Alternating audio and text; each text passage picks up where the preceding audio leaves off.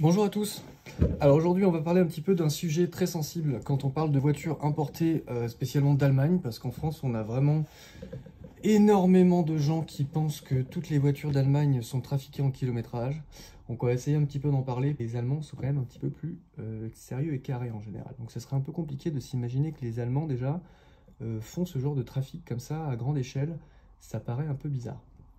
Alors il faut savoir qu'en Allemagne, il y a une énorme communauté turque qui ont beaucoup de garages. Et la plupart du temps, ce sont en général, hein, je dis bien en général, dans 70-80% des cas, les petits garages où il y a une communauté turque, pardon. Alors je n'ai rien contre les Turcs, ça n'a rien à voir, hein. C'est juste un fait que effectivement en Allemagne, ces petits garages tenus par ces gens-là, ce sont des petits garages en général avec des petits préfabriqués. C'est des voitures qui sont un petit peu sur un parking entre guillemets avec des graviers par terre. C'est pas très bien présenté. C'est des toutes petites enseignes où il y a quelques véhicules qui sont vendus. Et là, en général, il y a pas mal d'arnaques, notamment sur le kilométrage ou sur des voitures mal réparées. En Allemagne, enfin à Munich précisément, là où il y a de mon associé et là où on a passé beaucoup de temps avec mon associé, donc à aller voir aussi des garages pour voir un petit peu ce qu'il y avait de sympa à acheter. Il y a énormément, alors c'est incroyable, en Allemagne on n'a pas ça en France, il y a des rues en fait où il y a que des garages sur les côtés. Et là, on a plein de vendeurs de voitures et on se retrouve avec des trucs des fois ahurissants. On se retrouve devant une voiture où c'est marqué 50 000 km sur le compteur. On regarde la voiture, on se dit c'est jamais de la vie. Alors le problème, c'est qu'il y a plein de Français qui se sont fait avoir en allant acheter des voitures là-bas, pas cher du tout. Ils regardent les voitures les moins chères d'Allemagne, ils se retrouvent dans un garage un peu de ce type-là, qui sont pas vraiment des garages d'ailleurs, qui sont des petits revendeurs. Et puis après, ils s'étonnent qu'ils se sont fait arnaquer. Alors, faut faire attention, c'est comme en France. Quand on va avoir un petit revendeur qui est là depuis pas très longtemps, qui a pas l'air forcément très sérieux, ça se voit quand même, et qui a plein de petites voitures partout, c'est mal présenté, elles sont sales, elles sont pas révisées, elles sont machin, il faut faire attention, quoi. C'est comme pour n'importe quel sujet, un restaurant ou quoi que ce soit. Donc, voilà, en Allemagne, effectivement, nous, on a importé quasiment 3000 voitures. Alors, on va le dire hein, bientôt sur notre page quand ce sera fait, mais on a bientôt 3000 voitures importées. On n'a jamais eu une seule histoire de kilométrage trafiqué. On a bien sûr quelques clients qui, en allant voir un garagiste français, le garagiste français leur a dit attention, elle est trafiquée, mais bizarrement, on n'a jamais eu de preuves ou quoi que ce soit, et c'est toujours un petit peu aussi dans l'esprit des Français de dire ah bah elle vient d'Allemagne, donc forcément elle est trafiquée. Donc voilà, il faut ouvrir un petit peu son esprit et puis approfondir le sujet parce que c'est pas vrai. Euh, Avant, pas de ma génération, mais la génération d'avant, quand on parle un petit peu à ses parents ou à des garagistes qui travaillaient il y a 20-30 ans, c'était hyper commun en France de se rendre dans un garage et de dire voilà, vous pouvez me baisser un peu mon kilométrage parce que je vais la revendre, vous m'enlevez 30-40 000. Ça se faisait comme aller chercher son pain, hein.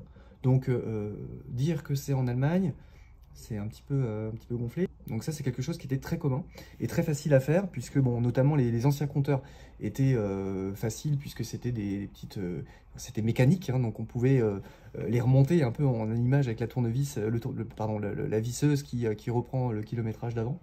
Aujourd'hui, donc c'est des autres systèmes avec tout est numérique maintenant, donc bon bah plus ça avance la technologie, plus aussi les hackers s'avancent aussi, donc ils vont pouvoir rentrer dans le logiciel de la voiture, changer le kilométrage. Et là, c'est pareil, on peut quand même s'en rendre compte en allant un peu dans le logiciel de la voiture et puis en fouillant un peu, on voit qu'il y a eu des choses qui ont été faites. C'est toujours enregistré dans le calculateur, hein, toute modification est enregistrée. Bon, après, ils arrivent à les supprimer, ils arrivent à quand même on va dire, masquer ce qu'ils ont fait. Voilà, donc après, alors, la raison principale pourquoi on parle souvent de voitures baissées en kilométrage, ça concerne des voitures qui sont assez récentes et ce sont en général des breaks allemands. BMW série 3 Touring, Mercedes classe C, classe E break, Audi A4, A6 break, et souvent, d'ailleurs les Volkswagen Passat par exemple, mais souvent ce sont les BMW. Alors pourquoi les BMW break en diesel? Parce que ce sont des moteurs diesel qui jusqu'à longtemps étaient les plus performants, ceux qui consommaient le moins. Ils aiment beaucoup ces BMW là et ça consomme pas trop. Donc ça, par rapport au Audi ou au Mercedes, les BMW étaient vraiment, enfin les diesels le sont encore hein, aujourd'hui, ça fait longtemps, sont vraiment très performants. Donc il y a des commerciaux, comme en France, mais il y en a beaucoup en Allemagne, qui achètent ces breaks-là pour faire beaucoup de routes. Par exemple, là, on a une BMW 520D, elle est de 2019, vous voyez, et elle a 195 000 km. 195 000 km alors que la voiture, elle a 2 ans. Donc on voit un petit peu les photos de la voiture, elle a l'air super propre. On va regarder aussi l'intérieur parce que là, on va voir que c'est très propre. Il n'y a pas de coup sur les portes. Là, on voit que le boudin, alors là, on voit pas le boudin en entier. Ah si, là, on le voit, regardez. Regardez le boudin. 200 000 km. Hein, on dit, la voiture, elle pourrait très bien en avoir 50 ou 60. On n'y verrait que du feu. Donc ça c'est un très bon exemple. Parce que cette voiture-là, elle peut très bien se retrouver en France avec 60 000 km. Et vu l'état de la voiture, bah, ça passerait très bien. Donc on va en venir à pourquoi on dit souvent que c'est les Allemands qui baissent les kilométrages. Alors, la vérité c'est quoi?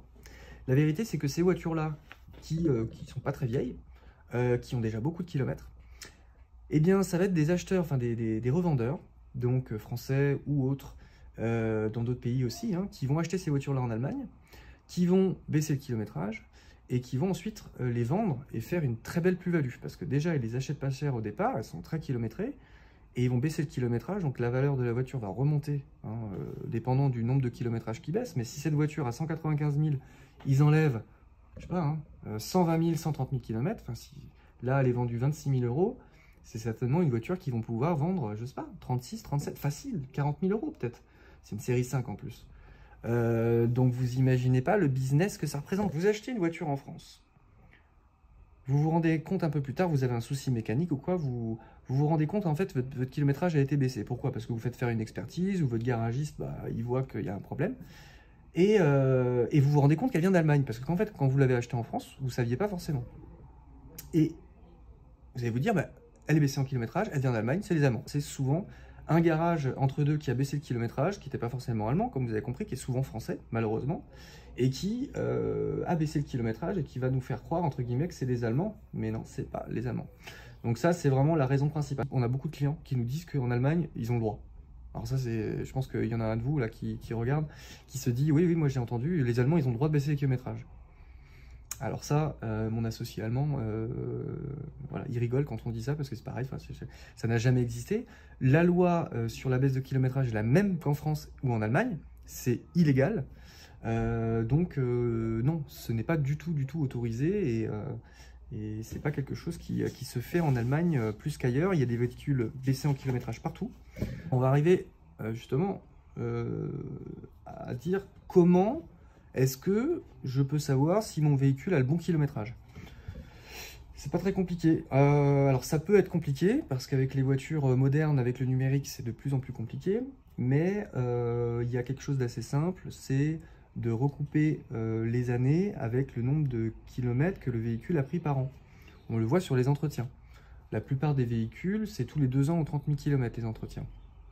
Donc on va arriver à voir l'évolution des kilométrages et voir si à un moment, il n'y a pas tout à coup, la voiture n'a pas roulé pendant un certain temps, ou alors on se rend compte, on se dit, mais oui, pendant 2 ans, elle a fait 3000 km, alors qu'avant, elle en faisait 30, 60 000 par an, et là, enfin 60 000 ça fait beaucoup, mais 30 000 par an, et là, tout à coup, elle en fait plus. Donc là, on peut se poser des questions. Ça va dépendre aussi ça va être plus facile, on va dire, de recouper ça s'il y a un seul ou 2 propriétaires. S'il y a 3, 4, 5 propriétaires, ça devient compliqué, parce que chaque propriétaire peut rouler plus ou moins avec la voiture. Après, il y a aussi l'usure de la voiture.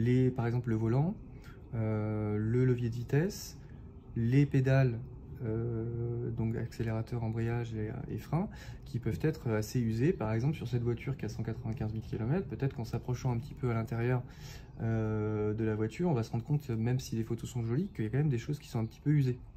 Donc ça peut aussi trahir une baisse de kilométrage. En ce moment, c'est vraiment à la mode car vertical et Histovec. Pour ceux qui connaissent, ce sont des sites internet qui, grâce au numéro de série d'une voiture, vous allez vouloir acheter une voiture, vous avez le numéro de série, vous renseignez le numéro de série sur le site internet et vous allez avoir un rapport sur l'évolution du kilométrage en fonction des années, sur des accidents qui ont été faits sur la voiture. Et là, l'évolution du kilométrage. Donc ça, c'est intéressant, puisque bon, cette voiture, avant de l'acheter, moi j'avais fait attention, bien sûr. Et là, on a un kilométrage en fonction des années qui est vraiment Voilà, parfait. Moi j'ai ici, alors c'est pas top parce que vous voyez, entre 2018 et 2021, tout à coup il y a un truc là qui manque. Bon, après le kilométrage monte, à la limite il baisse pas, donc c'est pas trop grave, mais en fait Istovec, enfin là c'est Car Vertical, pardon, bah là il manque des entretiens, hein. Il y a un entretien qui a été fait entre temps, mais il l'a pas. Donc vous voyez comme quoi c'est pas non plus parfait, il faut faire attention. Alors, je critique pas parce que je pense que c'est un très bon site, mais il faut faire attention. J'ai un autre exemple à vous montrer. Ça, c'est un de mes vendeurs qui me l'a envoyé. Il avait acheté une BMW 320D en France. Et ça, c'est le rapport Istovec. Sachant que Istovec, c'est simplement pour, donc avec les contrôles techniques français, pas étrangers, hein. Regardez un peu l'évolution. On commence à 124 en... Ah oui, 124 2007. Tac, ça monte 150, 180, 240, 296 en 2014 et tout à coup, hop, 182 en 2015. Donc vous voyez, cette voiture a bien été baissée en kilométrage en France. Moteur diesel BMW, c'est très performant, c'est très fiable, donc ça tient longtemps. Et donc on peut tout à fait croire que cette voiture, en fait, elle en a vraiment 180, mais elle en a 300. Donc c'est énorme, ces baisses de kilométrage là. On a effectivement des baisses de kilométrage, des fois de 200, 300 000 sur notamment des véhicules utilitaires. Parce que bah, c'est des véhicules qui sont faits aussi pour rouler longtemps. Donc on a des très grosses baisses sur ces voitures-là. Nous, quand on appelle des voitures parce que vous êtes intéressé par une voiture et que vous souhaitez l'importer, déjà on va faire attention que ce soit un garage sérieux. Quand c'est un garage sérieux en Allemagne, ça fait des années qu'il est là, qu'il a des très bonnes notes partout. Il n'y a pas normalement de problème. Si par contre vous vous intéressez à un tout petit garage au coin de la rue qui vend certes une voiture vraiment pas chère, c'est bien, parce que vous êtes souvent attirés. On est tous d'ailleurs attirés par des voitures qui sont pas chères. On a tous envie de la payer le moins cher possible. Mais il faut faire attention, si vous la payez vraiment pas cher dans un tout petit garage au coin de la rue, malheureusement vous allez certainement vous retrouver avec une voiture baissée en kilométrage et vous allez certainement aussi devoir mettre autant d'argent que vous en avez gagné à l'achat dans la réparation. Donc faites attention à ça. J'espère que la vidéo vous aura plu et que vous avez peut-être un petit peu plus compris pourquoi on dit toujours que les voitures allemandes sont baissées en kilométrage et que en général beaucoup c'est en France que les voitures sont baissées en kilométrage puisque elles sont achetées pas très cher en Allemagne, kilométrées parce qu'elles roulent beaucoup en peu de temps et elles ont un état esthétique aussi propre qu'une voiture qui a beaucoup moins de kilométrage en France. Donc finalement on n'y voit que du feu, ça c'est la raison principale. Et voilà, vous faites pas avoir, mais faites votre enquête et prenez un maximum d'éléments pour ne pas vous faire avoir. À bientôt.